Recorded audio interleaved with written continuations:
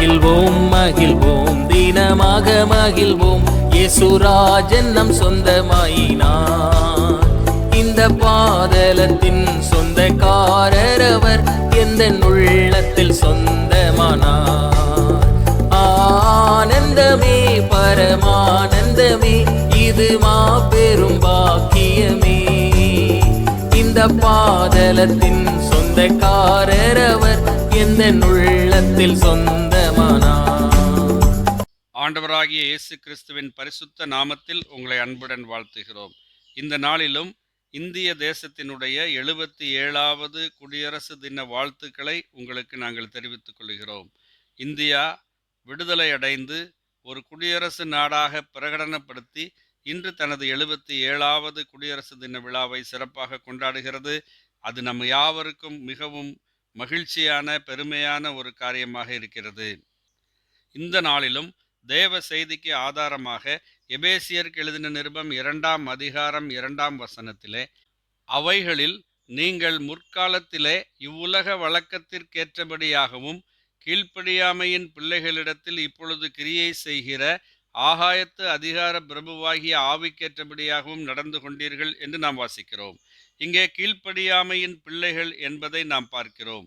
மனிதர்கள் பொதுவாக எந்த ஒரு சட்டத்திற்கும் கீழ்ப்படியக்கூடாது என்று சிந்தை இருக்கிறதை நாம் பார்க்க முடியும். எதை சிறு பிள்ளைகளிடத்திலே பார்க்கிறோம், எதை செய்யக்கூடாது என்று சொல்லுகிறதோ அதை அவர்கள் செய்வார்கள். இந்த குடியரசு தினமும் நாம் கீழ்ப்படிய வேண்டும் என்பதற்காக அநேக சட்ட திட்டங்களை வகுத்து நம்முடைய தேசத்திற்கு கொடுக்கப்பட்ட தினமாகும். ஆனால் மனிதனோ கீழ்ப்படியாதவனாக இருக்கிறான். அதற்கு காரணம் பாவமாகும். மனிதன் பாவ சுபாவம் உள்ளவனாக இருக்கிறான்.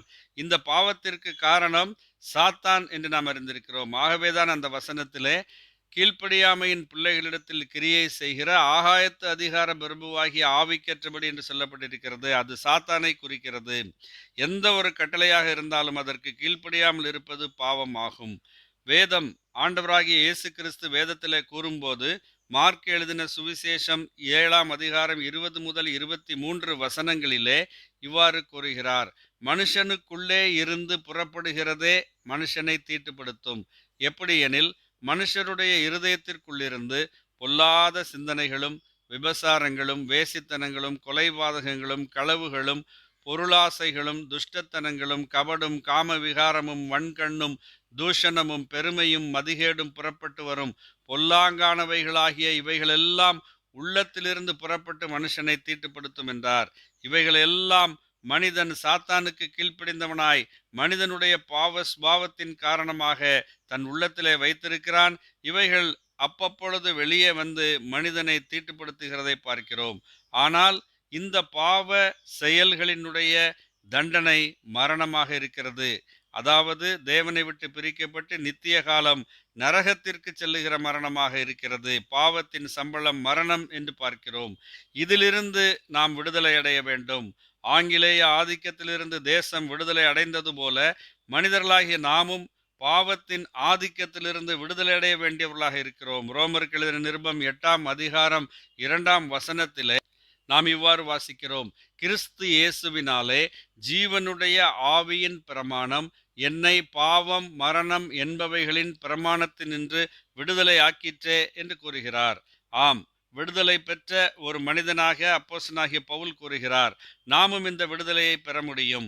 இந்த விடுதலையை நமக்கு அளிப்பதற்காக ஆண்டவராகிய இயேசு கிறிஸ்து தெய்வம் தாமே இந்த உலகத்திலே மனிதனாக ஜீவித்து நமக்கு பதிலாக நம்மீது வரவேண்டிய தண்டனையை அவர் சிலுவையிலே ஏற்றுக்கொண்டு நமக்கு மன்னிப்பை உண்டு பண்ணி வைத்திருக்கிறார். அவர் பாவம் இல்லாதவராக பிறந்தார், பாவம் இல்லாதவராக வாழ்ந்தார். பரிசுத்தமாய் வாழ்ந்த தெய்வம் உங்களுக்காகவும் எனக்காகவும் சிலுவையிலே தம்முடைய ஜீவனை பரிகார பலியாக ஒப்பு கொடுத்தார். அதை விசுவாசித்து ஏற்றுக்கொள்ளுகிற யாவருக்கும் அவர் நித்திய ஜீவனையும் பாவ மன்னிப்பையும் பாவத்திலிருந்து விடுதலையும் அளிக்கிறார். அவரை விசுவாசித்து ஏற்றுக்கொண்டவர்கள் விடுதலை பெற்றவர்கள். அவர்கள் தேவனுடைய கட்டளைகளுக்கு வார்த்தைகளுக்கு கீழ்ப்படிந்து நடக்கிறவர்களாக இருப்பார்கள். அவர்களை அவர் தம்முடைய ராஜ்யத்திற்கு கொண்டு போய் சேர்க்கிறவராக இருக்கிறார். நீங்களும் அவ்வாறே இந்த குடியரசு நாளிலே அந்த நல்ல பாக்கியத்தை பெற்றுக்கொள்ள வேண்டும் என்பதே உங்களுக்காக நாங்கள் தேவனிடம் செய்யும் விண்ணப்பமாய் இருக்கிறது. ஆமேன். நன்றி.